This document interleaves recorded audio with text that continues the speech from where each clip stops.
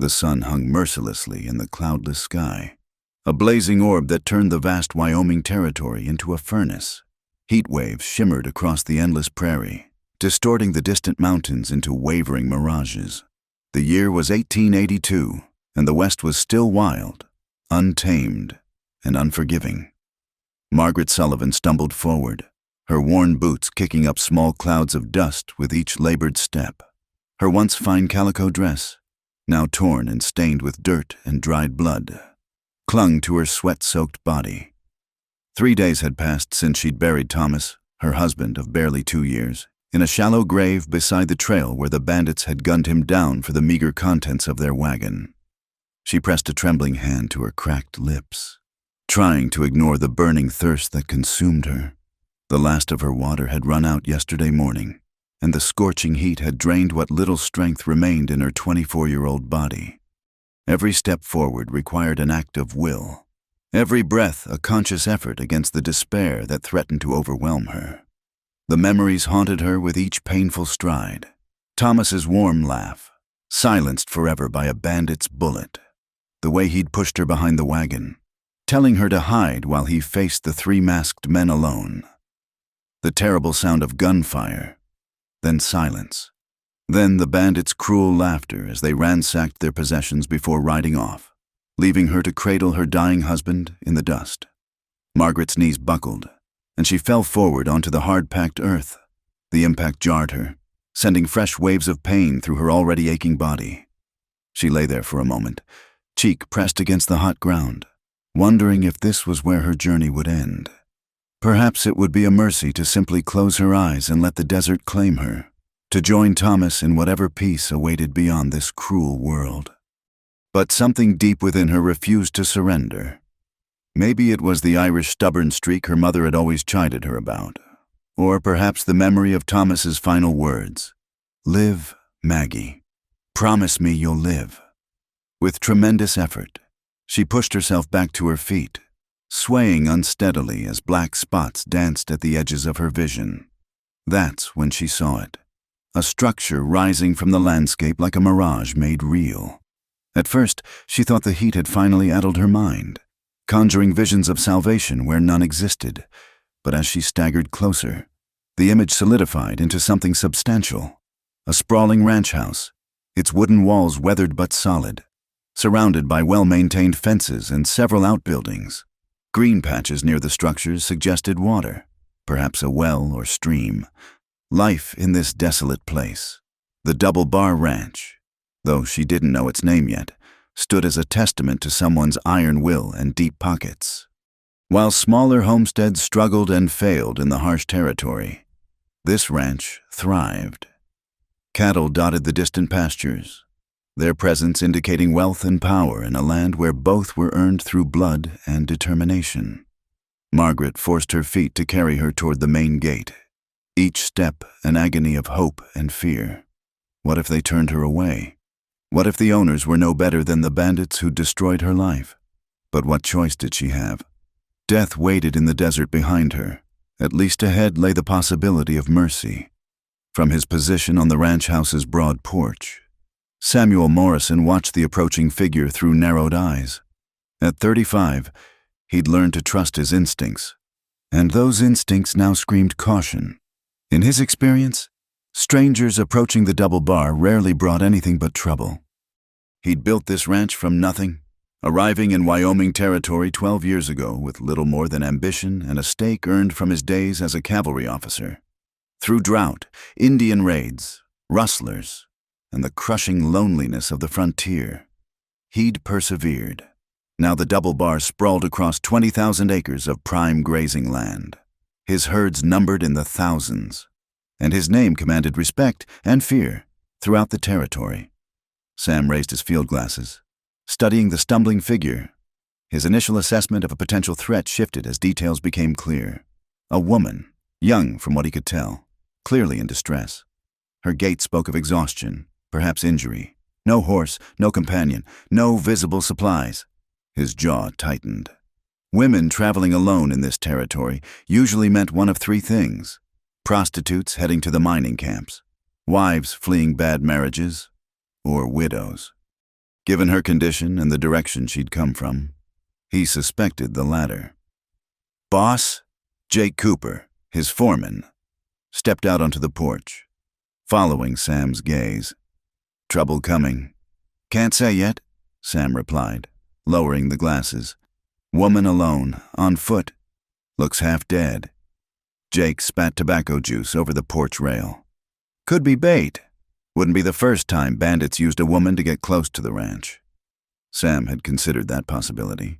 The Garrison gang had been active in the area lately, hitting isolated homesteads and small wagon trains. But something about this woman's approach, the genuine stumbling gait, the way she fell and struggled to rise, suggested authentic desperation rather than deception. "Get Tom and Miguel," he ordered. "Have them cover us from the barn. If this is a trick, we'll be ready. But if she's truly in need—" He let the sentence hang unfinished. The code of the West demanded hospitality to those in genuine distress, even as it required constant vigilance against those who would abuse such kindness. Margaret reached the gate just as her strength failed completely.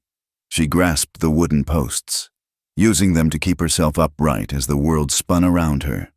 Through blurred vision, she saw two men approaching from the house, one tall and broad-shouldered, moving with the confident stride of authority, the other shorter and wiry, his hand resting casually on the pistol at his hip. "Please," she whispered, her voice cracked and barely audible. "Please, I need water." Sam studied her carefully as he approached. Up close, he could see she was indeed young, perhaps mid-20s, with auburn hair that might have been pretty before the sun and dirt had taken their toll. Her dress suggested Eastern origins, its style and fabric out of place in the harsh territory. But it was her eyes that caught his attention. Green eyes that held pain and loss, but also a fierce determination that hadn't yet been extinguished by whatever tragedy had brought her here. "State your business," he said, his voice deliberately cold. He'd learned that showing weakness in this land invited exploitation. Margaret tried to straighten, to summon what dignity remained to her. "My name is Margaret Sullivan. My husband. Bandits killed him 3 days past. I have nowhere else to go. I'm asking for—" She swayed, catching herself against the gate. "I'm asking for Christian charity, just water, and perhaps a night's shelter. I can work. I'm not asking for charity without giving fair labor in return." "Where did this happen?" Sam demanded, though something in his chest had tightened at the familiar story. How many times had he heard similar tales? How many widows had the West created? "On the trail from Cheyenne. We were heading to Oregon, hoping to start fresh. They took everything, our wagon, our horses, what little money we had. They left me with nothing but—" Her voice broke. "Nothing but a grave to dig." Jake leaned close to Sam. "Could be checking the ranch for the Garrison boys. They've been known to use sob stories." But Sam had already made his decision. The woman's condition was too genuine, her story too consistent with the realities of the territory. And something else, perhaps the way she'd offered to work rather than simply begging, had touched a chord he'd thought long dead. "Open the gate," he ordered Jake. His foreman looked skeptical but complied. The moment the barrier swung open, Margaret took 2 steps forward and collapsed. Sam caught her before she hit the ground, surprised by how light she felt in his arms. Like a bird, he thought, hollow-boned and fragile. "Get water," he barked at Jake, who hurried to comply despite his obvious disapproval. Sam carried the unconscious woman toward the house, acutely aware of the eyes watching from various vantage points around the ranch. By evening, everyone would know Samuel Morrison had taken in a stranger, a woman. The talk would start, the speculation. But at that moment, all he could think about was how young she looked, and how the West seemed determined to devour such youth and innocence. As he laid her on the settee in the front parlor, Margaret's eyes fluttered open briefly. "Thank you," she whispered, before consciousness fled again.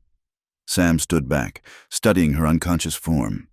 He'd built walls around himself as solid as those that protected his ranch, barriers against the loneliness and vulnerability that the frontier punished so harshly. Yet here was this slip of a woman, breaking through those defenses with nothing more than need and courage.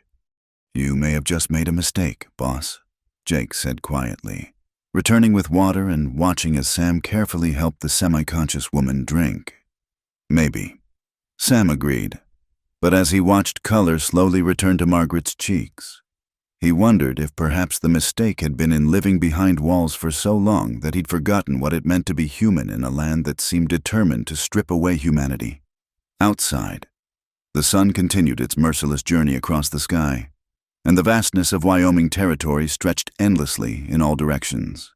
But inside the ranch house, for the first time in years, Samuel Morrison felt something shift in the careful order of his existence. He didn't yet know that this moment would change everything, that the woman he'd just saved would soon force him to defend not just his ranch, but his very soul against the darkness that prowled the edges of civilization. For now, there was only a woman who needed help, and a man who, despite all his defenses, couldn't turn away from suffering. In the Wild West, sometimes that was how the greatest stories began, with a simple act of kindness in a land that had forgotten what kindness meant. Margaret awoke to unfamiliar surroundings, her body resting on something softer than the hard ground she'd grown accustomed to. Sunlight filtered through clean glass windows, casting patterns across a well-appointed room. For a moment, panic seized her. Where was she? Then memory returned. The ranch, the man who'd caught her as she fell, the blessed taste of water on her parched lips. She struggled to sit up, wincing at the protests from her battered body. The door opened, and a Mexican woman entered carrying a tray. The woman appeared to be in her 40s, with kind eyes set in a weathered face that spoke of years under the territorial sun. "Ah, you wake," the woman said, her English accented but clear. "I am Rosa. Mr. Morrison asked me to tend to you." "Mr. Morrison?" Margaret's voice came out as a croak. "Cy, the patron. He owns the double bar. You are safe here, Senora." Safe. The word felt foreign after days of terror and loss. Margaret accepted the bowl of broth Rosa offered, her hands shaking slightly as she brought it to her lips. The simple meal tasted like a feast to her starved body. "How long have I been asleep?" "Since yesterday afternoon. You needed rest." Rosa studied her with motherly concern. "The patron wishes to speak with you when you are able. He has questions." "Questions? Of course he would." Margaret set down the empty bowl, trying to summon the strength for what was to come. She'd thrown herself on this man's mercy. Now she must convince him she wasn't a threat or burden. An hour later, washed and wearing a simple dress Rosa had provided, likely belonging to one of the ranch women, Margaret made her way to what Rosa called the study. She knocked tentatively on the heavy wooden door. "Enter." Samuel Morrison sat behind a massive desk that looked hewn from a single tree. In daylight, she could see him more clearly than during their brief encounter at the gate. He was handsome in the rough way of frontier men, with dark hair touched by premature gray at the temples and eyes the color of winter sky. Those eyes now examined her with an intensity that made her want to fidget like a schoolgirl. "Miss Sullivan, you look improved." "Mrs. Sullivan," she corrected quietly. "And yes, thanks to your kindness, I'm grateful. Mr. Morrison." He gestured to a chair across from the desk. "Sit. Tell me your story. All of it." Margaret settled into the chair, drawing a breath to steady herself. "My husband Thomas and I were married 2 years ago in Philadelphia. He was a clerk in a shipping company, but he dreamed of owning land, of building something with his own hands. When he inherited a small sum from an uncle, we decided to head west." "Philadelphia," Sam repeated. "City folk. What made you think you could survive out here?" The dismissive tone stung, but Margaret kept her voice level. "Thomas had grown up on a farm before his family moved to the city. He knew the land, and I—" She lifted her chin slightly. "I was willing to learn. We knew it would be hard, but we believed in the dream." "Dreams," Sam said flatly. "The territory is littered with the bones of dreamers." "Perhaps, but what else is there? Mr. Morrison, should we all simply accept whatever circumstances we're born into? Never strive for something better?" Something flickered in his eyes, surprise, perhaps, at her spark of defiance. "Continue." We joined a wagon train in Independence, but Thomas grew impatient with the pace. He thought we could make better time on our own. I tried to convince him otherwise, but... She swallowed hard. 3 days ago, just after dawn, 3 men stopped us. They wore bandanas over their faces, but the leader had a scar above his left eye. I could see it clearly. Sam leaned forward slightly. Scarred man. What else? He was tall, lean, spoke with a southern drawl, called one of the others Garrett. She closed her eyes, forcing herself through the memory. Thomas told me to hide in the wagon. He tried to reason with them, said we had little of value. They laughed, said they'd take what they wanted regardless. And then, Thomas had a rifle. He reached for it. Her voice dropped to a whisper. They shot him before he could even raise it. 3 times. He fell, and I couldn't help him. I couldn't do anything but watch as he died in that dusty road. Silence stretched between them. Finally, Sam spoke. The Garrison gang. Cole Garrison has a scar like you described. They've been terrorizing the territory for months. After Thomas died, they took everything. The horses, the wagon, our supplies, the little money we'd saved. One of them. She shuddered.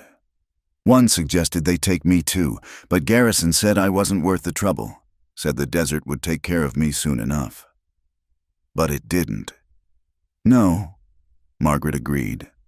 Though it nearly did, I buried Thomas as best I could, then started walking. I remembered seeing your ranch in the distance the day before. It seemed my only chance. Sam stood and walked to the window, hands clasped behind his back. Mrs. Sullivan, I'll be frank, this ranch operates on razor-thin margins of safety. The Garrison gang has been eyeing the double bar for months, looking for weakness, taking in strangers, especially women. Complicates things. I'm not asking for charity, Margaret said quickly. I can work, I can cook, clean, mend clothes, tend gardens. I kept house for my father after my mother died. I'm stronger than I look. Are you? He turned to face her. This isn't Philadelphia, Mrs. Sullivan. This is hard country. It breaks people, especially women alone. Heat flashed through her grief. I've already been broken. Mr. Morrison, my husband is dead. My dreams are shattered, and I have nothing left but the clothes your housekeeper gave me. Yet I'm still here, still breathing, still fighting. If that's not strength, what is? For a long moment, he studied her. You speak of fighting. Can you shoot? The question surprised her. Thomas taught me the basics with a rifle. The basics won't keep you alive out here. He returned to his desk. Here's my offer. You may stay and work. Rosa needs help with the household duties. In exchange, you'll have room, board, and a small wage. But understand this. If trouble comes, and it will, you'll need to defend yourself. Everyone on the double bar fights for its survival. I understand. Do you? This ranch is 20 miles from the nearest town. The law might as well be on the moon for all the good it does us. We make our own justice here, protect our own. If you stay, you become part of that. Margaret met his gaze steadily. Mr. Morrison, I have nowhere else to go. No family back east who'd welcome a penniless widow. No friends to turn to. You're offering me a chance to survive, to work for my keep. I'd be a fool to refuse. Then we have an agreement. He pulled out a ledger. I'll pay you $15 a month plus found, standard wages for household help. You'll answer to Rosa, but ultimately to me. You'll sleep in the servants' quarters behind the kitchen. Any questions? Just one. Why? You could have turned me away. Many would have. Sam's expression hardened. I have my reasons. Let's leave it at that. He made a notation in the ledger. Report to Rosa. She'll show you your duties. Margaret stood, recognizing dismissal. At the door, she paused. Mr. Morrison, thank you. I know you're taking a risk. Just do your work. Mrs. Sullivan. That's all the thanks I require. As she left, Sam stared at the closed door. Why indeed? Perhaps because he'd seen too much death in this hard land. perhaps because something in her eyes reminded him of another woman, long ago, who'd also faced the territory's cruelty with courage. Or perhaps because in saving her, he could momentarily forget the blood on his own hands from the violent years of building his empire. That evening, Margaret took her first meal with the ranch hands in the cookhouse. The dozen men eyed her with curiosity ranging from friendly interest to open suspicion. Jake Cooper made introductions with obvious reluctance.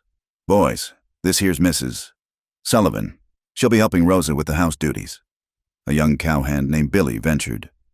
"Welcome, ma'am. Sorry about your husband." "Thank you," Margaret replied softly. An older hand, weathered as saddle leather, spoke up. "Where'd it happen, if you don't mind saying?" "North Road from Cheyenne. 3 days past." The men exchanged glances. "Garrison," several muttered. "That's rough country for travelers." The older hand continued.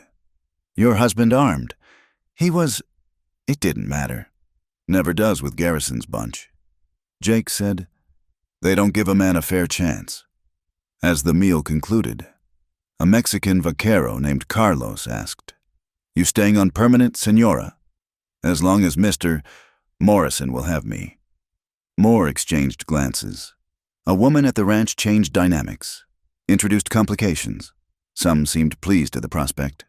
Others clearly viewed her as a potential problem. Walking back to her quarters, Margaret overheard two hands talking. "Boss is taking a mighty big risk," one said. "Garrison finds out we got a woman here, especially one he let walk away."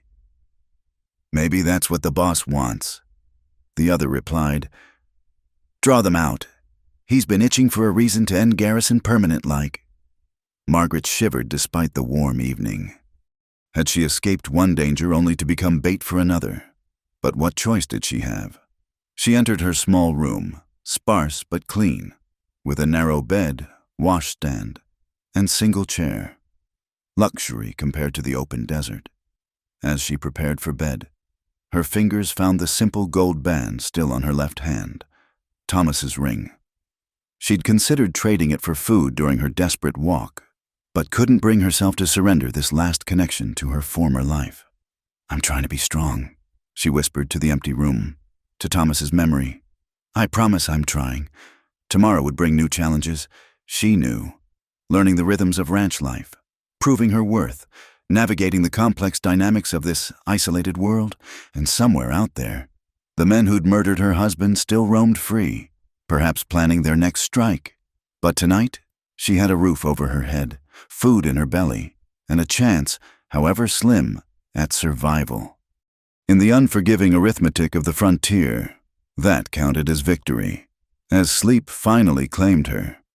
Margaret didn't know that Samuel Morrison stood at his window, looking out at the darkened landscape, wondering if he'd just signed all their death warrants by allowing mercy to override caution. The territory had a way of punishing such decisions. But sometimes, he reflected, a man had to choose between survival and humanity. Today, for reasons he couldn't fully articulate, he'd chosen to remain human. The question was whether the territory would allow that choice to stand. 2 weeks had passed since Margaret's arrival at the Double Bar Ranch, and the rhythms of her new life had begun to establish themselves. Each morning before dawn, she rose to help Rosa prepare breakfast for the hands. Biscuits, bacon, beans, and coffee strong enough to float a horseshoe.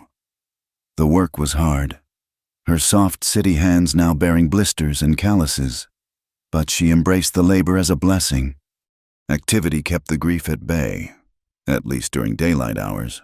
The ranch hands had grown accustomed to her presence, though she felt their eyes following her movements with varying degrees of interest and speculation. Some, like young Billy Thompson, treated her with awkward courtesy, blushing whenever she served his plate. Others maintained careful distance, as if she were a lit fuse that might explode at any moment.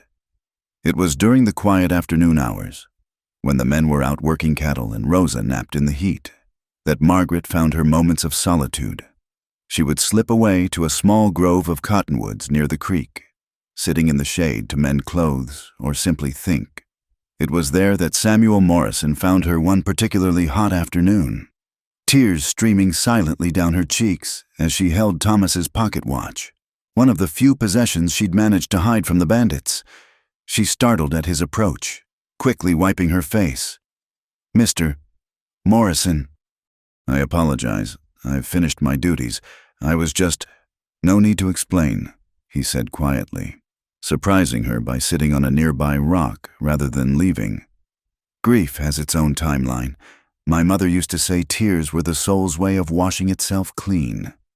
Margaret looked at him, seeing something in his expression she hadn't noticed before, a deep understanding that came only from personal experience. "Your mother sounds wise." "She was— lost her when I was 15. Indian raid on our homestead in Kansas." He picked up a stick, drawing patterns in the dust. "I understand the need for private moments to remember." They sat in companionable silence for several minutes before Margaret ventured. "May I ask you something?" "Ask. Why did you really take me in? And please don't say it was just Christian charity. I've seen how carefully you calculate every decision on this ranch." Sam was quiet for so long she thought he wouldn't answer. Finally, he spoke. 7 years ago, a woman came through here, Rebecca Hayes. Her husband had been killed by rustlers, left her with 2 small children. I turned her away." He continued drawing in the dust. "Told myself I couldn't afford the complication, the risk. 2 days later, Apache found them. What they did." He stood abruptly. "I swore I'd never turn away another soul in genuine need." "I'm sorry," Margaret whispered. "Don't be. Just understand that your presence here isn't without purpose. Maybe it's penance, maybe it's practicality. A ranch needs women's work as much as men's. Either way, you've earned your place." As he turned to leave, Margaret called out, "Mr. Morrison, thank you for telling me." He nodded curtly and strode away, leaving her to wonder at the layers of pain and complexity beneath his stern exterior. That evening brought the first real test of her new life. Margaret was serving dinner when Jake burst through the door, dust-covered and tense. "Boss, riders coming." 6 of them, from the north. Sam rose immediately, his hand going to the pistol at his hip. "Garrison?" "Can't tell yet. They're taking their time, like they want us to see them coming." "Positions!" Sam ordered, and the room erupted into controlled chaos. Men grabbed rifles from the rack by the door, moving with practiced efficiency to defensive posts. Margaret stood frozen, unsure of her role in this deadly dance. "Mrs. Sullivan." Sam's voice cut through her paralysis. "Rosa will show you to the root cellar." "No," the word escaped before she could stop it. "You said everyone here fights for the ranch. I meant it when I said I'd do my part." He studied her for a heartbeat. "Can you load rifles?" "Yes. Then stay behind cover and keep the men supplied. Rosa, get her Thomas's old Winchester from the storeroom." As Rosa hurried away, Margaret moved to the window, peering out at the approaching riders. They'd stopped just beyond rifle range, silhouettes against the setting sun. One rider moved forward, hands visible and empty. "Parley," someone muttered. Sam checked his weapon. "Jake, Miguel, with me. Everyone else, hold positions." Margaret watched the 3 men walk out to meet the lone rider, her heart pounding. Rosa returned with the rifle, pressing it into her hands along with a box of ammunition.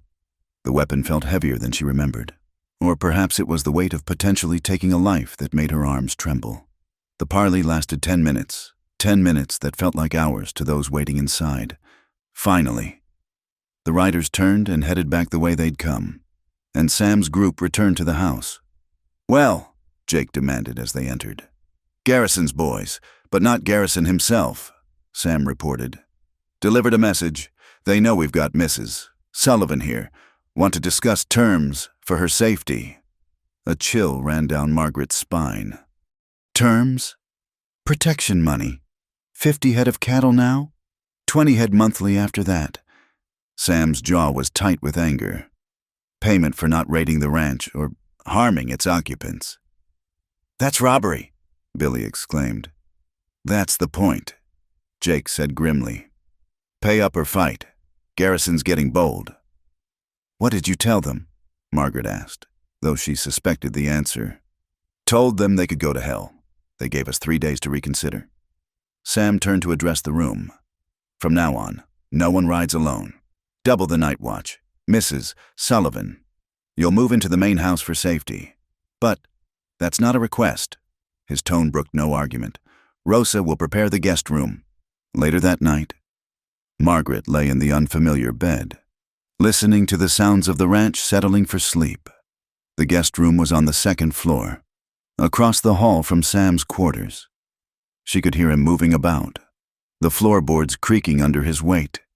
Around midnight, unable to sleep, she wrapped a shawl around her nightgown and crept downstairs. She found Sam in his study, staring into a glass of whiskey. "Couldn't sleep either," he asked without looking up. "I keep thinking this is my fault. If I hadn't come here, Garrison would have found another excuse eventually. He's been circling the double bar like a vulture for months." He gestured to a chair. "Sit, might as well have company for my brooding." Margaret settled into the chair, studying him in the lamplight. The burden of command sat heavily on his shoulders. She realized every life on the ranch was his responsibility, every decision potentially fatal. "Why 50 cattle?" she asked. "Probably figures it's enough to hurt, but not enough to break us. He's testing, seeing if I'll bend." Sam took a sip of whiskey. "He doesn't know I'd rather burn the whole place down than pay tribute to murderers and thieves." "Is that what it might come to? Burning?" "Maybe. I've fought for this land, bled for it, lost good men building something from nothing. I won't hand it over to scum like Garrison. And the men? Will they stand with you?" "Most will. They're loyal, well paid, and they know Garrison's type. Give in once, you'll be giving in forever." He met her eyes. "But I won't lie to you. There'll be blood before this is over." "Then teach me to shoot properly," Margaret said firmly. "If blood's coming, I want to give as good as I get." Something shifted in his expression. Respect, perhaps. "All right, tomorrow, after morning chores. Jake's the best marksman on the ranch. He'll teach you." "Not you. I'll be riding to town, sending telegrams. Need to know if Garrison's pulled this protection scheme elsewhere. Gather information." He stood, downing the last of his whiskey. "Get some sleep, Mrs. Sullivan. Tomorrow starts a different kind of education than what you knew in Philadelphia." As she rose to leave, Margaret paused at the door. "My friends called me Maggie," she said softly. "Thomas did too." "Maggie," he repeated, as if testing the name. "Good night, Maggie." Walking back to her room, Margaret felt a subtle shift in their relationship. Not friendship exactly. Sam Morrison seemed too guarded for that, but perhaps the beginning of mutual respect forged in adversity. The next morning, true to his word, Sam rode out with 2 men just after dawn. Jake set up targets behind the barn, and Margaret spent 3 hours learning the finer points of marksmanship. Her shoulder ached from the rifle's kick, but by session's end, she was hitting targets with reasonable accuracy. "You've got steady hands," Jake admitted grudgingly. "That's good. Steady hands come from steady nerves." "I don't feel steady," Margaret confessed, lowering the rifle. "Nobody does. First-time violence comes calling. But you'll do what needs doing when the moment comes. Seen it before. Folks finding strength they didn't know they had." That afternoon, word spread through the ranch like wildfire. Sam had returned from town with news. 3 other ranches had received similar offers from Garrison's gang. 2 had paid. The 3rd had been burned out, the family barely escaping with their lives. The mood at dinner was grim. Margaret served in silence, feeling the weight of anticipation pressing down on everyone. 3 days, Garrison had said. 3 days to prepare for war. As she cleared plates, she overheard Carlos speaking to Miguel in Spanish. Not knowing she understood. "The widow brings death with her," he was saying. "We should send her away. Save ourselves." Miguel's response was sharp. "And become cowards? The patron is right. We stand or we fall. But we do it with honor." That night, Margaret again found herself unable to sleep. She stood at her window, watching the guards patrol in the moonlight. This ranch had become her sanctuary. These people, her unexpected allies. The thought of bringing destruction upon them gnawed at her. A soft knock interrupted her brooding. She opened the door to find Rosa holding a cup of tea. "Thought you might need this, Mia," the older woman said kindly. "The waiting, it is the hardest part." "Rosa, do you think I should leave? Would it save the ranch?" Rosa's face hardened. "You listen to me. Men like Garrison, they are like wolves. Show weakness. Run away. They chase harder. The patron knows this. We all know this." She pressed the cup into Margaret's hands. "You belong here now. We protect our own." As Rosa left, Margaret sipped the tea, drawing comfort from the simple gesture. Outside, storm clouds gathered on the horizon, fitting weather for what was to come. She thought of Thomas, of his dreams of land and freedom. He'd died for those dreams. Now she might have to kill for them. The irony wasn't lost on her. She'd come seeking sanctuary, and instead found herself at the center of a brewing war. But perhaps that's what the West demanded of everyone who dared to claim a piece of it. Not just dreams, but the willingness to fight for them. 3 days. Margaret gripped the rifle she'd kept in her room, checking the ammunition for the 10th time. In Philadelphia, she'd been a clerk's wife, worried about social calls and proper etiquette. Now she was a widow with calloused hands and a loaded weapon, ready to stand with rough men against those who would take what wasn't theirs. The transformation should have frightened her. Instead, she found a strange peace in it. Whatever came with the dawn, she would face it, not as the frightened woman who'd collapsed at the ranch gate, but as someone forged by loss into something harder, stronger. The West had taken everything from her. Now it would learn she could take something back. The 3rd night arrived with an ominous stillness. No wind stirred the grass. No coyotes howled in the distance. Even the cattle seemed to sense the impending danger, clustering together in the pastures instead of spreading out to graze. Margaret stood at her window, Winchester in hand, watching the darkness beyond the ranch buildings. "They'll come tonight," Sam had said at dinner. "Garrison likes the dark, thinks it gives him an advantage." The ranch was as ready as it could be. Men positioned at strategic points, ammunition distributed, water barrels filled in case of fire. Margaret had spent the day helping Rosa prepare medical supplies, bandages, whiskey for cleaning wounds, needles for stitching flesh. The grim preparations reminded her how real the danger was. A movement in the shadows caught her eye, then another. Her heart began to pound as she counted 8, 10, perhaps 12 riders approaching from different directions. More than expected. "They're here," she called out, her voice carrying in the still air. Instantly, the ranch erupted into controlled action. Men moved to their posts while women and the few children on the ranch headed for the root cellar. Margaret started to follow Rosa's beckoning hand, then stopped. "No," she said firmly. "I stay up here." Before Rosa could protest, gunfire shattered the night. Muzzle flashes lit up the darkness like deadly fireflies. Margaret dropped to one knee by the window, rifle ready, searching for targets. The bandits had surrounded the ranch house, firing from horseback as they circled. Windows shattered, wood splintered. Margaret saw Jake emerge from the barn, rifle blazing, dropping one rider from his saddle. Another bandit wheeled toward him, and Margaret fired without thinking. Her shot went wide, but it distracted the man long enough for Jake to dive for cover. "The barn!" someone shouted. "They're trying to fire the barn!" Through the chaos, a commanding voice rose above the gunfire. "Morrison, you should have taken my offer."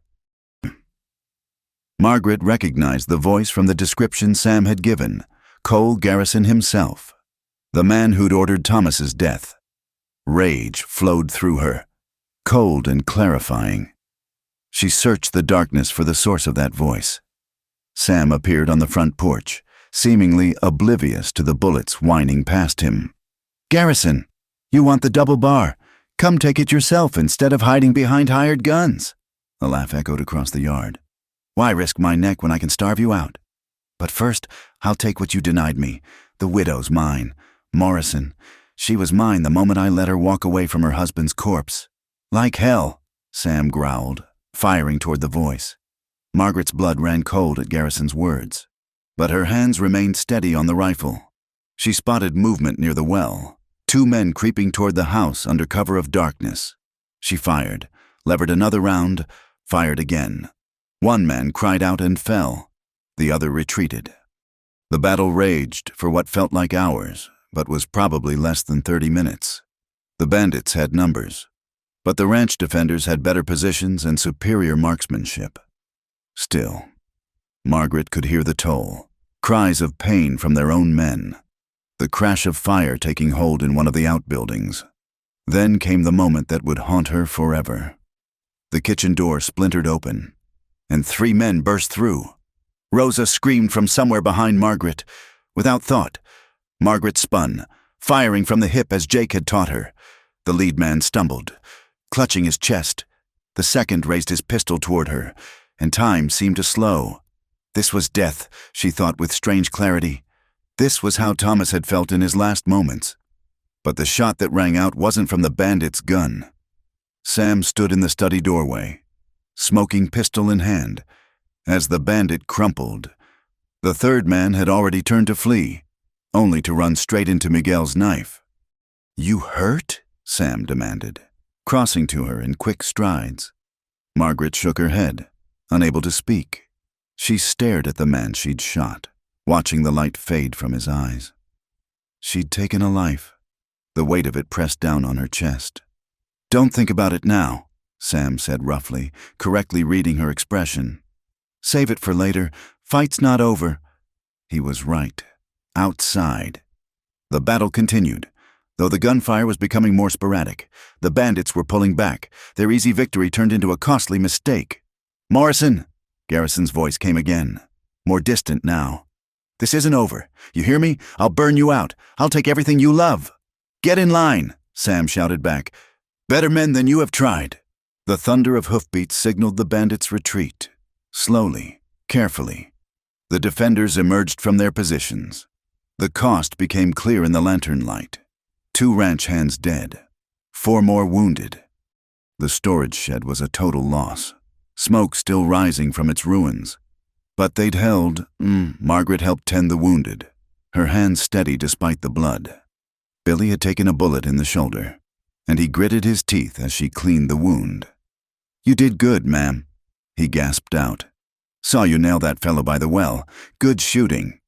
She wanted to tell him she felt no pride in it, only a sick hollowness, but she simply nodded and continued working. As dawn broke, they gathered to bury their dead. Margaret stood with the others as Sam spoke words over the graves, his voice heavy with grief and responsibility. These men had died defending his land, his dream. The weight of that clearly sat heavily on him. After the service, Margaret found herself alone with Sam on the porch, both too exhausted to maintain their usual formalities. "It's not over," she said. It wasn't a question. "No. Garrison lost men, lost face. He'll come back harder." Sam rubbed his face, suddenly looking older than his years. "I should send you away. Find somewhere safe." "No." The word came out fiercer than she'd intended. "I'm not running again. Not from him, not from anyone. This is my fight too now." He looked at her, something shifting in his expression. "You killed a man tonight." "Yes." She met his gaze steadily. "And I'd do it again." "He was going to kill me, kill Rosa, kill anyone in his way. I'm not proud of it, but I'm not sorry either. Thomas was a fortunate man," Sam said quietly, "to have a woman of such courage. Thomas is dead because I wasn't strong enough then. I won't make that mistake again." She stood, exhaustion finally catching up with her. "What do we do now?" "Now we prepare for war, real war. I've held this land for 12 years, fought Indians, rustlers, drought, and blizzards. I'm not giving it up to scum like Garrison." He stood as well, towering over her. But Maggie, it was the first time he'd used her given name since that night in his study. And something about the way he said it made her pulse quicken. "You need to understand what you're choosing. This won't end clean. More men will die. Maybe all of us. Is holding this ground worth that to you?" She thought of Thomas, of their dreams of land and freedom. She thought of Rosa's kindness, of Jake's grudging respect, of the life she'd begun to build here.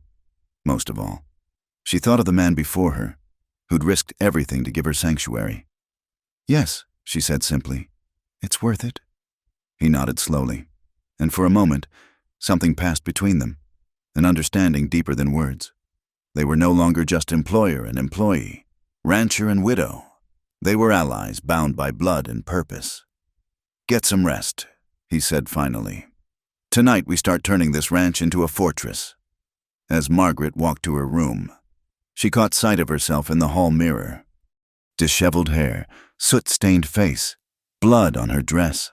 The Philadelphia society matron she'd once been would have been horrified, but that woman was as dead as Thomas now. In her place stood someone harder, someone who could look at violence without flinching and meet it with violence of her own. That evening, as she helped serve dinner to the exhausted defenders, she noticed the change in how they looked at her. No longer the delicate Eastern widow who'd stumbled to their gate. She'd become one of them, blooded in battle, proven in courage. Jake raised his cup of coffee. "To those who fell," he said solemnly. "To those who fell," everyone echoed. Then, surprisingly, he raised it again, and to Mrs. Sullivan, "Who stands with the double bar." The chorus of agreement brought unexpected tears to her eyes. She'd lost everything, her husband, her old life, her innocence. But perhaps, in this unlikely place among these rough people, she'd found something worth fighting for again. Outside, the night gathered once more, full of threats and promises. Garrison would return. They all knew it. But for now, they were alive, together, and unbroken. Margaret touched the rifle beside her chair, its weight familiar now. Whatever came next, she would meet it standing. The West had taught her its hardest lesson, that survival came not to the gentle or the meek, but to those willing to fight for every sunrise. And fight she would, until her last breath or Garrison's. There was no middle ground left, no room for compromise. Just the stark choice between standing or falling. She'd made her choice. Now she would live or die with the consequences. The days following the attack passed in a blur of fortification and preparation. Sam drove everyone relentlessly, turning the double bar into an armed camp.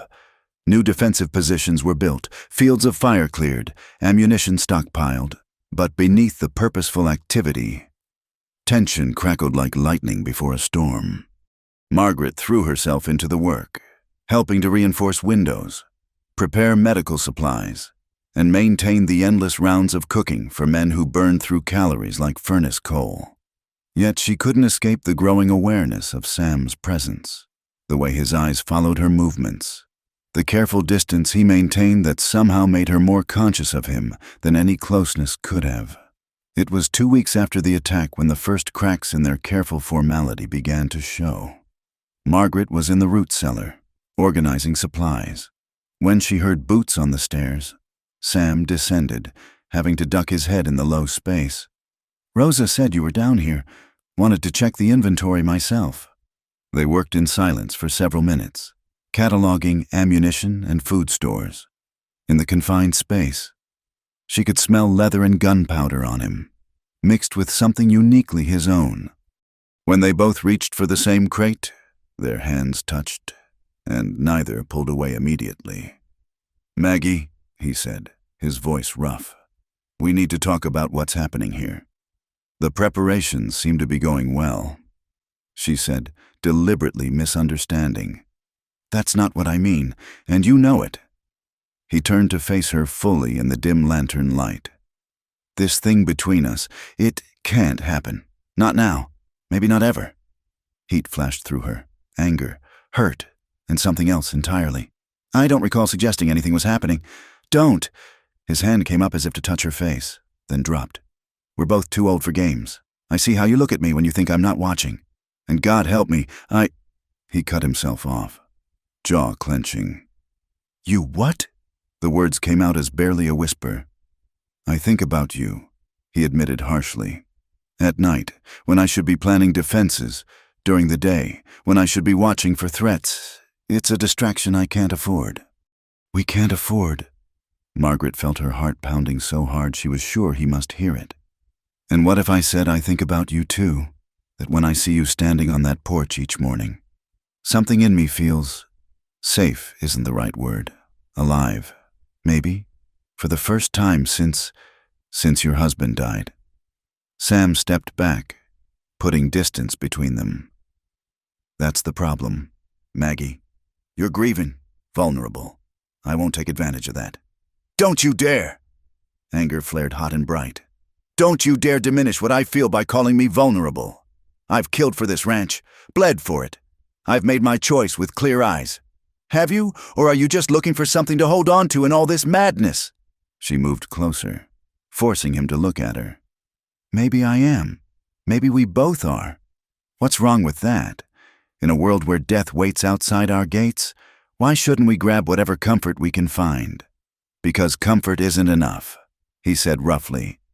Not for you. Not for what you deserve. You should have a man who can give you safety, stability, a future, not a rancher who might be dead tomorrow. I had safety and stability in Philadelphia. It didn't stop a bullet from finding Thomas. Her voice broke slightly. I don't want promises of forever. Sam, I want to feel something besides fear and anger. Just for a while. The space between them seemed to crackle with tension. Sam's hands clenched at his sides, his control visible in every rigid line of his body. You don't know what you're asking, he said. Don't I? She reached out, placing her hand on his chest, feeling his heart racing beneath her palm. We could die tomorrow, tonight. Garrison could come back any moment. Are we supposed to spend what time we have left pretending we don't feel this? For a moment, she thought he would give in. His hand covered hers, pressing it harder against his chest. His eyes darkened with something that made her breath catch. Then, with visible effort, he stepped away. Yes, he said flatly. That's exactly what we do, because the moment I let myself have you, Maggie, I'll stop thinking clear. I'll make mistakes. And in this game we're playing, mistakes get people killed.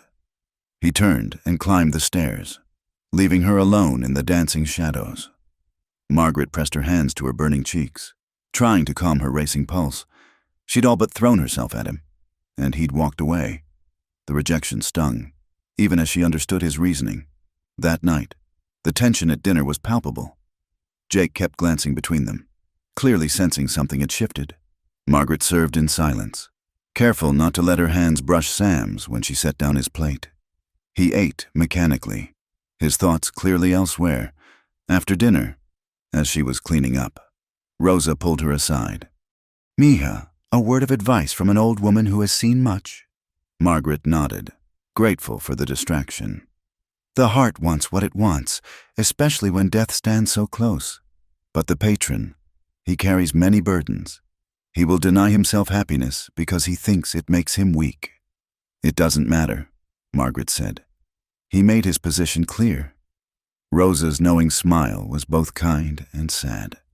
Men say many things, Mija, but watch what they do, not what they say. The truth of Rosa's words became clear over the following days. Sam might have rejected her advances, but his awareness of her had intensified. She caught him watching her constantly, his gaze following her movements with an intensity that made her skin prickle. When they were forced to interact, the air between them nearly sparked with suppressed desire. It came to a head 5 nights later.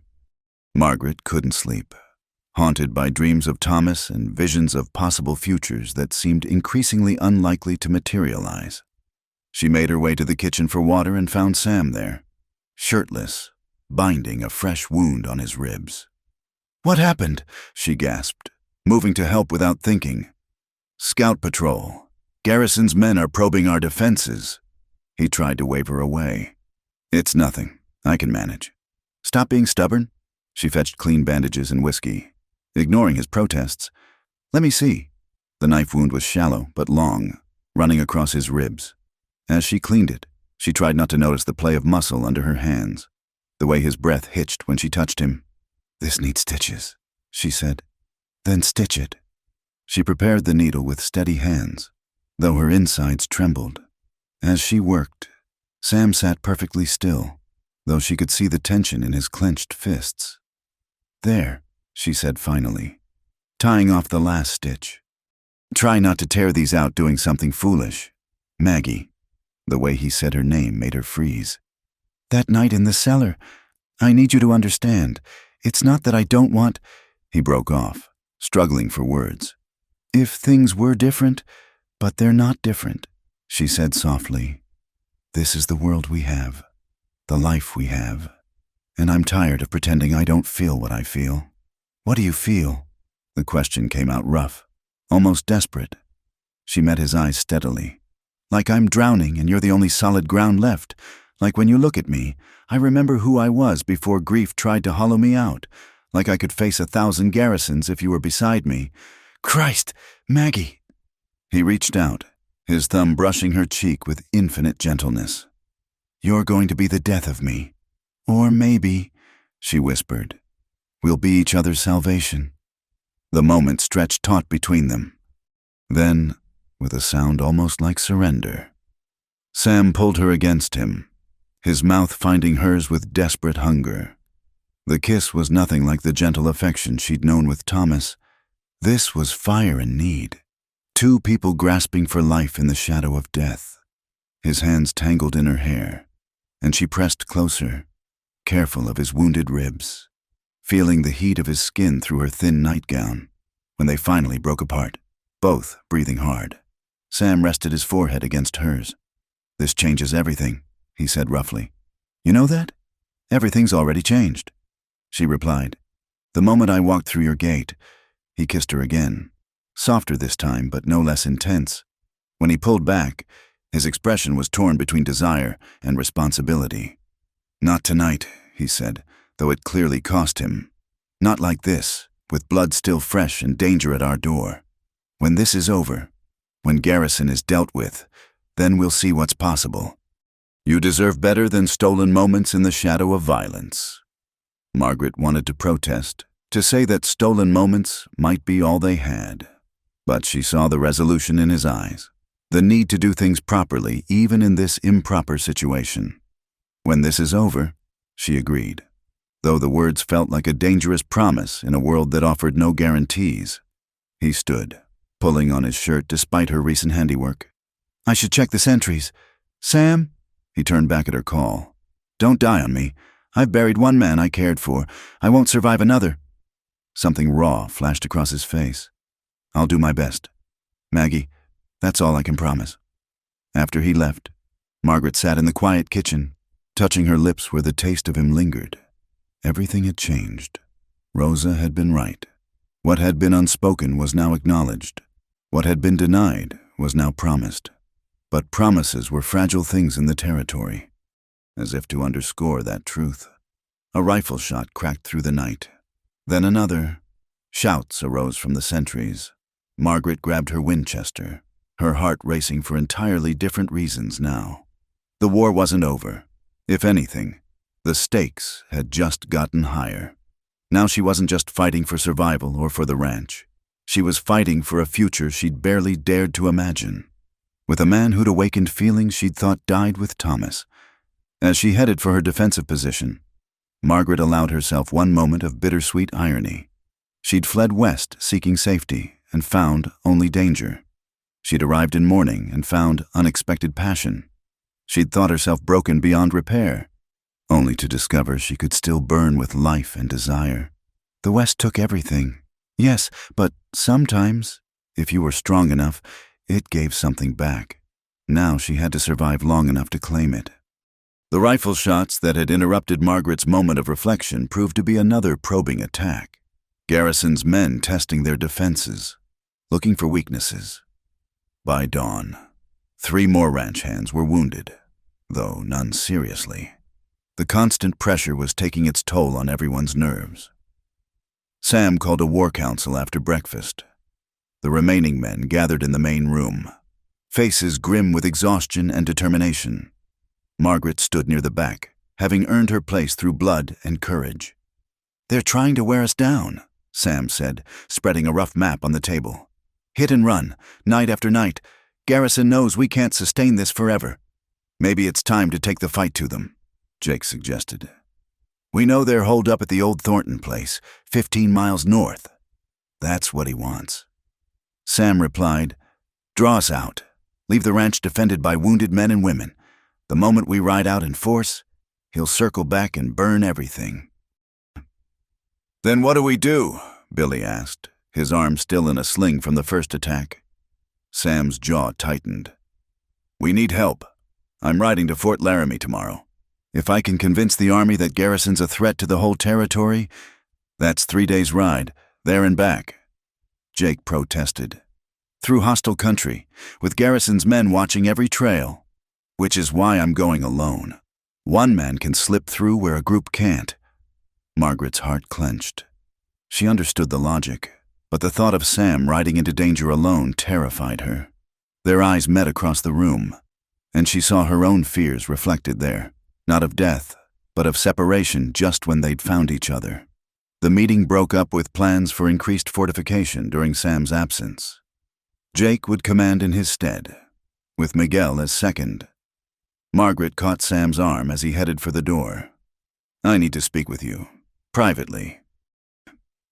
He led her to his study, closing the door against curious eyes. The morning light through the window highlighted the exhaustion etched on his face, the weight of command that never lifted. You can't go alone, she said without preamble. I can and I will. It's the only way. Then take me with you. His expression hardened. Absolutely not. I can ride, I can shoot, and 2 guns are better than 1. Plus, a man traveling with his wife raises less suspicion than a lone rider. Wife? The word came out strangled. Margaret lifted her chin. Who's to say we're not? My wedding ring still fits, and it would explain why we're traveling together through dangerous territory. Maggie, no, the ranch needs you here. The ranch needs you alive. If Garrison's men catch you alone... She couldn't finish the thought. At least with me, you'd have someone watching your back. Sam moved to the window, his shoulders rigid. Do you understand what you're asking? 3 days in the saddle through hostile territory, sleeping rough, possibly fighting for our lives. If we're caught... I understand perfectly. I also understand that you're the heart of this ranch. Without you, the men will drift away, and Garrison wins. I won't let that happen. He turned to face her, and the raw emotion in his eyes took her breath away. I can't lose you two. Not after... After what? She pressed, moving closer. After I've just found you, he admitted roughly. Damn it, Maggie, I've spent 7 years telling myself I didn't need anyone, didn't want the complications. Then you stumbled through my gate and turned everything upside down. Good, she said firmly. It needed turning. She reached up, touching the side of his face. Let me do this. Let me help protect what we're building here. He caught her hand, pressing it against his cheek. What are we building, Maggie? I don't know, she admitted. But I want the chance to find out. We both deserve that chance. For a long moment, he stood there, clearly torn between protective instincts and practical needs. Finally, he sighed. You're a stubborn woman. Margaret Sullivan. I prefer determined. We leave before dawn. Travel light. Travel fast. If I tell you to run, you run. No heroics. No arguments. Agreed. That night, preparations were made in secret. Only Jake was told the truth. That Margaret would accompany Sam to Fort Laramie. The official story would be that she was ill, confined to her room. Rosa would maintain the illusion. Margaret packed carefully. Ammunition, dried food, a change of clothes, medical supplies. She wore her divided riding skirt, purchased in Cheyenne for the journey west. It seemed a lifetime ago that she'd been that optimistic young wife, heading toward a new life with Thomas. She found herself at Thomas's photograph, the only image she'd managed to save. His face looked young, untouched by the harsh realities that had claimed him. I hope you understand, she whispered to the image. I'll always love you, always mourn what we'd lost. But I can't stop living. He makes me want to live again. A soft knock interrupted her thoughts. Sam entered, closing the door behind him.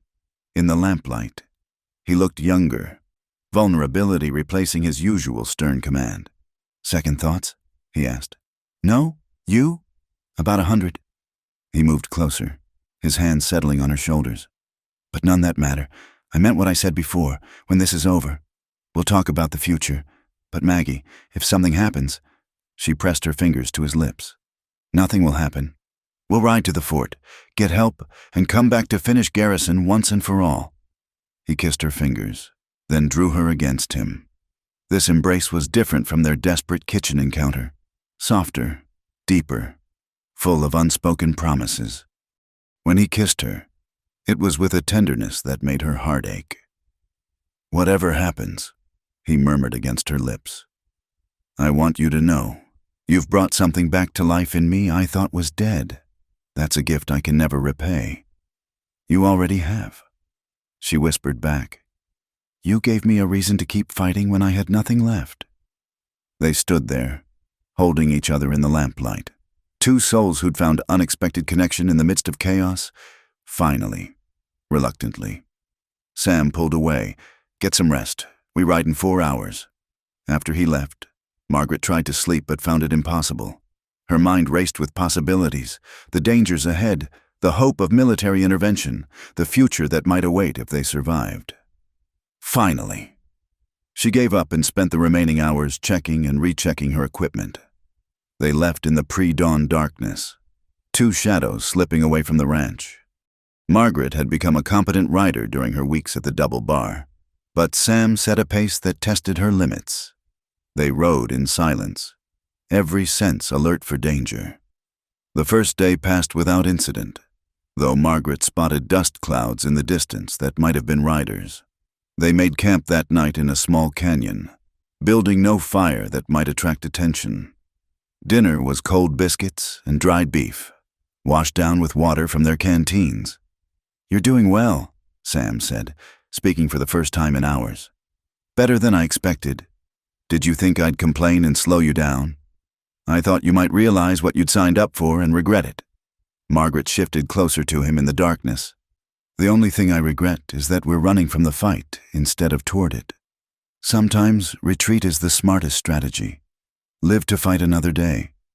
They sat in comfortable silence, shoulders touching, watching the stars emerge.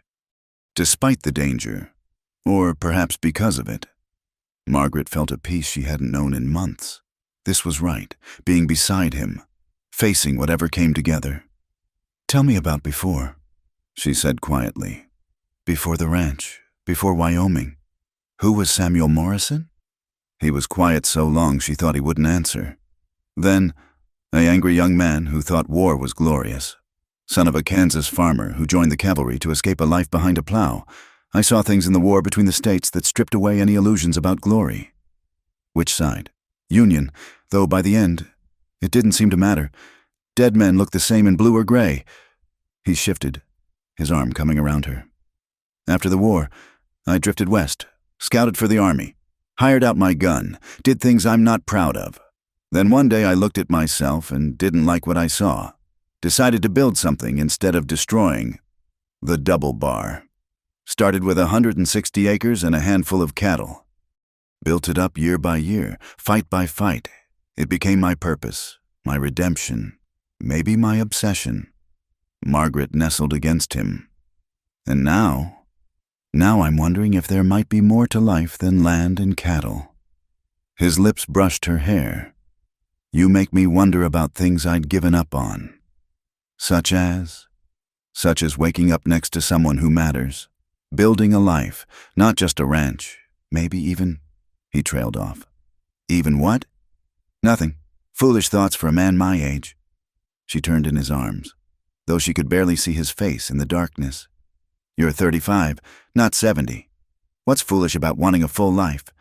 Everything, when we might not live through the week.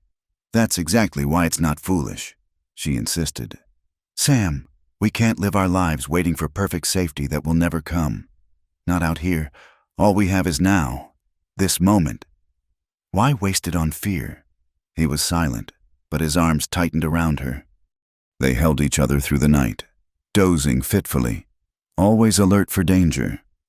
When dawn came, they mounted up wordlessly and continued their journey. The second day brought them into more dangerous territory.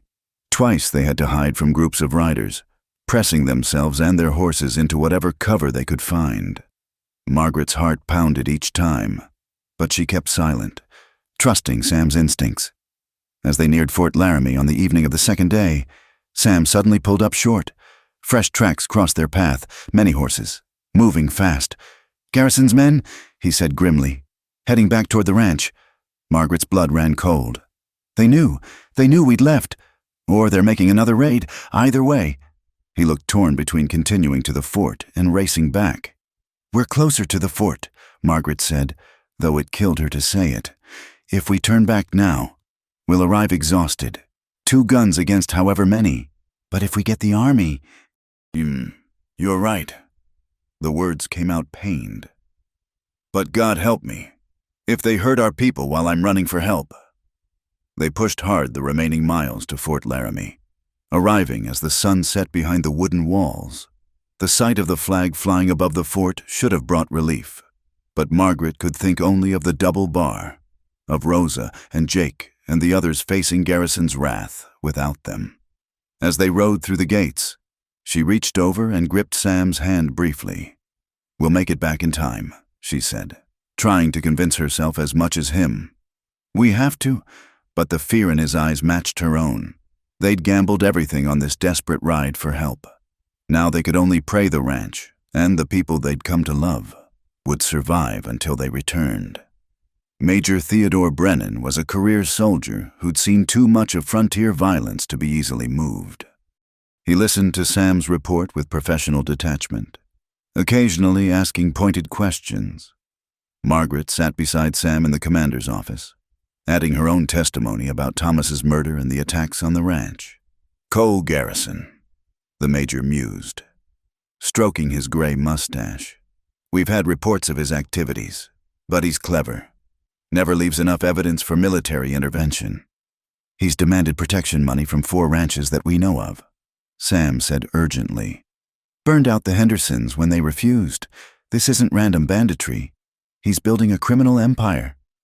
"Perhaps, but my orders are specific.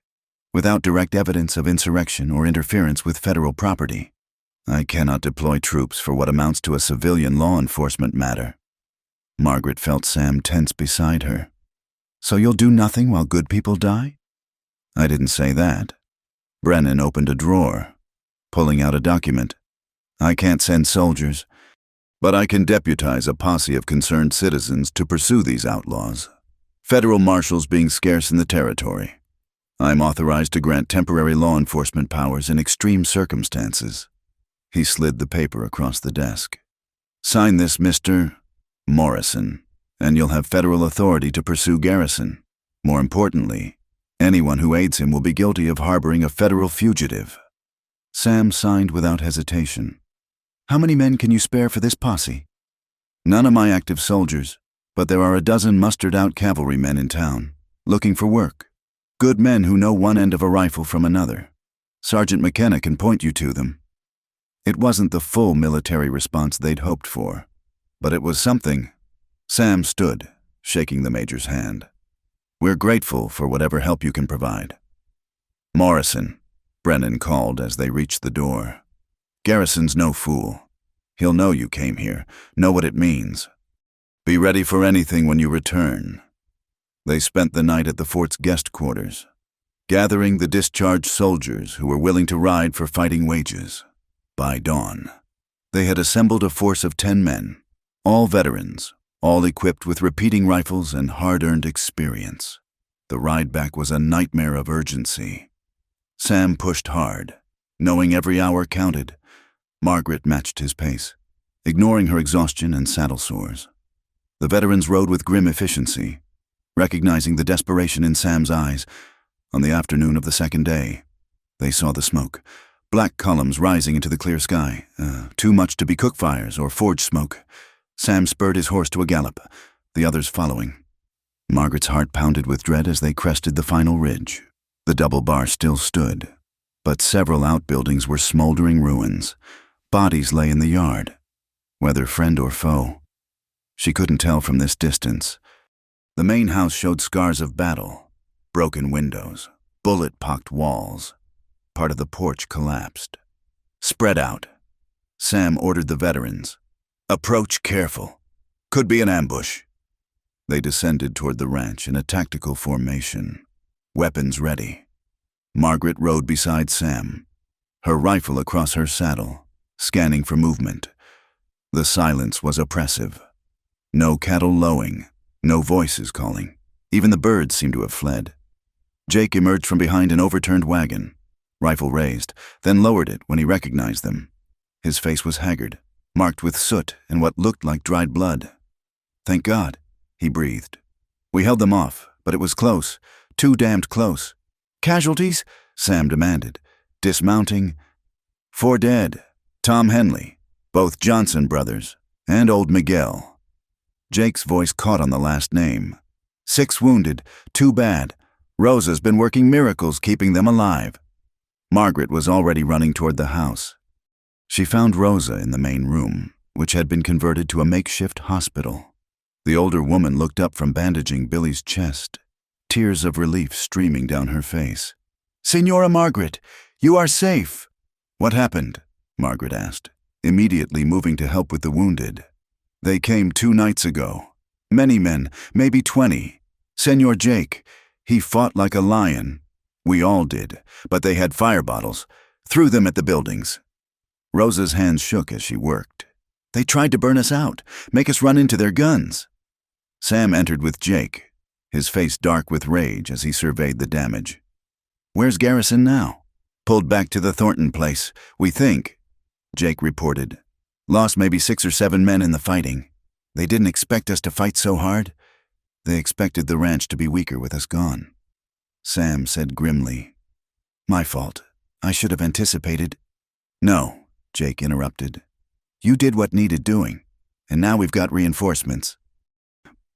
The veterans had secured the perimeter and were already integrating with the surviving ranch hands. Sergeant McKenna, a grizzled Irishman with eyes like flint, approached Sam. "Looks like quite a dust-up. Mr. Morrison, when do we take the fight to them?" "Soon as we've tended our wounded and buried our dead," Sam replied. "They want a war? We'll give them one they won't forget." The rest of the day was spent in grim preparation. Margaret worked alongside Rosa, cleaning wounds, administering laudanum, holding the hands of dying men. She'd thought herself hardened to violence, but the sight of Miguel's body nearly broke her. The quiet vaquero had always treated her with kindness and respect.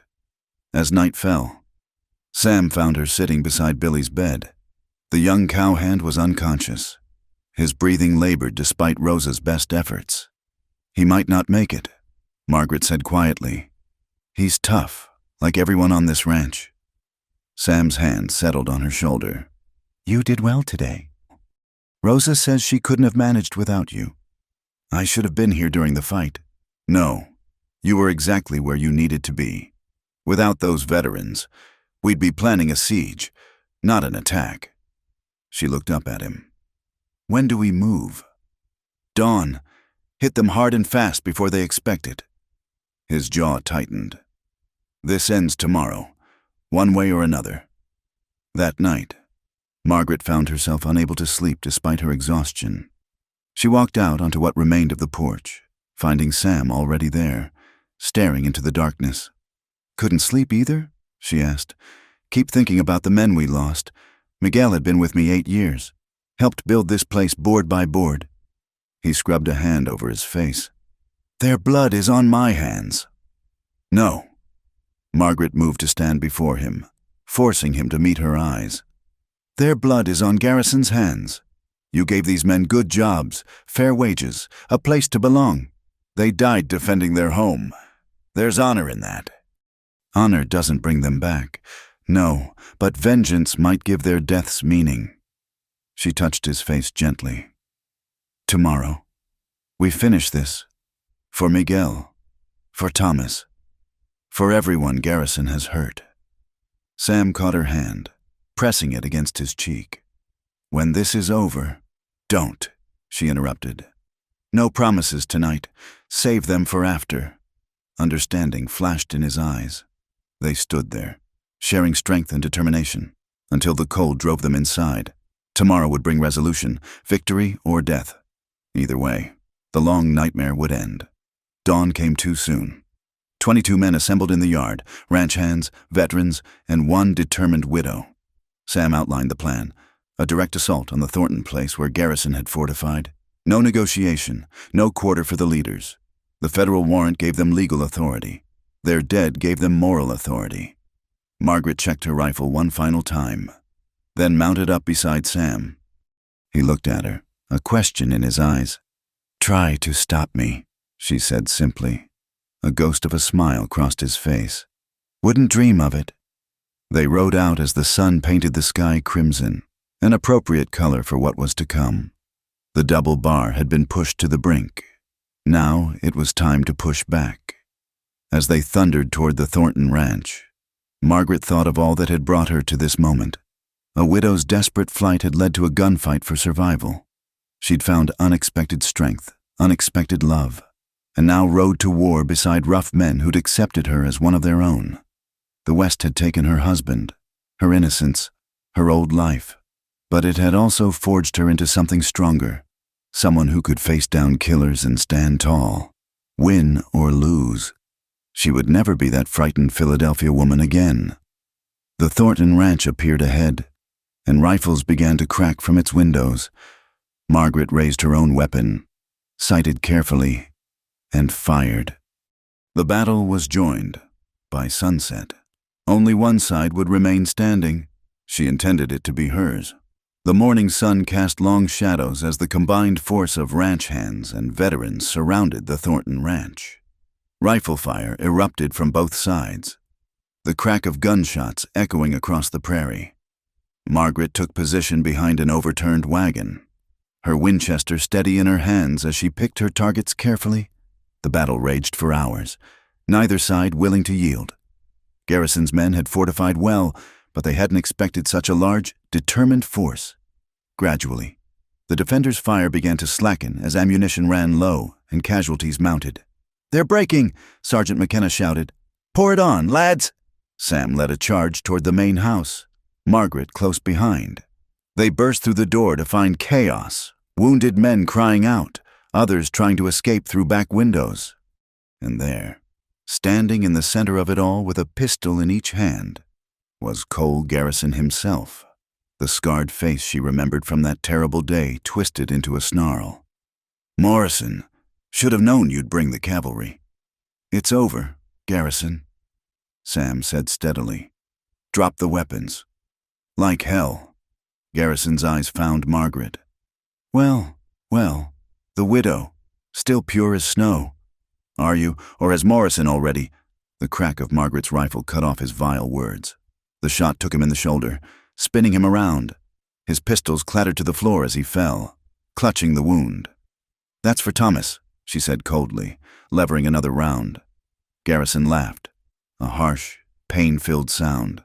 "Go ahead, make me a martyr. There'll be others after me. This territory breeds men like me."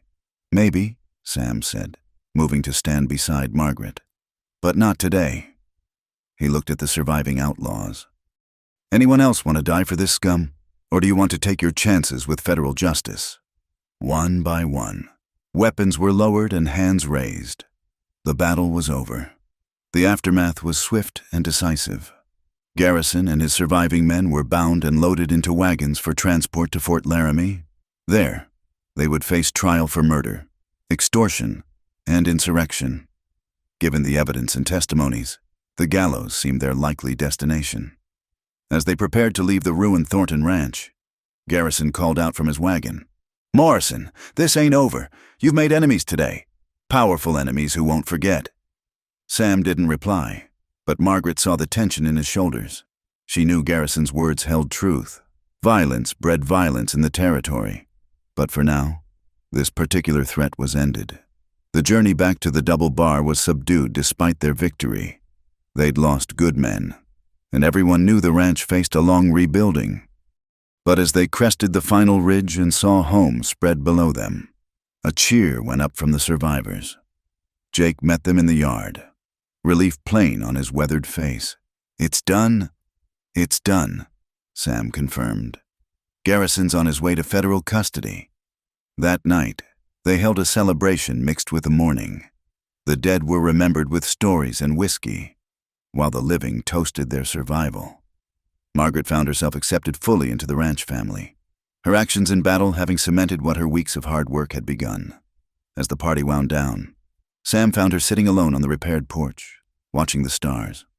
"Regrets?" he asked, settling beside her. "No, relief, sadness for those we lost, but no regrets." She looked at him. "What happens now?" "Now we rebuild, stronger than before." He took her hand. "And we have that conversation I've been putting off." Margaret's heart began to race. "Sam?" "Let me say this," he interrupted gently. "I've spent years building walls around myself, telling myself the ranch was enough. You've shown me it isn't. These past weeks, fighting beside you, seeing your courage and strength, I want more than just survival. I want a life worth living." "What are you saying?" He turned to face her fully. "I'm saying I love you. Margaret Sullivan. I'm saying I want you to stay. Not as my housekeeper, but as my wife. I know it's too soon after your loss. And if you need time," Margaret silenced him with a kiss, pouring all her feelings into the contact. When they parted, both were breathless. "I don't need time," she said. "I need hope and purpose and someone to build a future with. Thomas is gone, and I'll always carry that grief. But he wouldn't want me to stop living." She touched Sam's face tenderly. "You've given me reason to live again. So yes, Samuel Morrison. Yes, to all of it." He pulled her against him, holding her as if she might disappear. "We'll do it proper. Church wedding in town. Invite the whole territory if you want." "I don't need the whole territory." She laughed through tears. "Just the people who matter. Our people." They sat together in comfortable silence, planning their future. There would be challenges ahead. The ranch to rebuild, Garrison's trial to witness, the everyday struggles of frontier life. But they would face them together, stronger for having survived the crucible of violence. 6 weeks later, Margaret stood in her wedding dress, a simple but elegant creation Rosa had sewn, exchanging vows with Sam in the small church in Laramie. Jake stood as best man while Rosa beamed from the front pew. The surviving ranch hands filled the church, their presence a testament to the bonds forged in battle. "Do you, Margaret Sullivan, take this man to be your lawfully wedded husband, to have and to hold, in sickness and in health, for better or worse, so long as you both shall live?" Margaret looked into Sam's eyes, seeing her future reflected there. "I do." The words were simple, but they carried the weight of all they'd endured. As Sam kissed his bride, cheers erupted from the assembled crowd. Outside, the Wyoming sun shone bright and clear, blessing their new beginning. The reception was held at the Double Bar, the ranch decorated with wildflowers and ribbons. As Margaret danced with her new husband, she caught sight of their reflection in a window.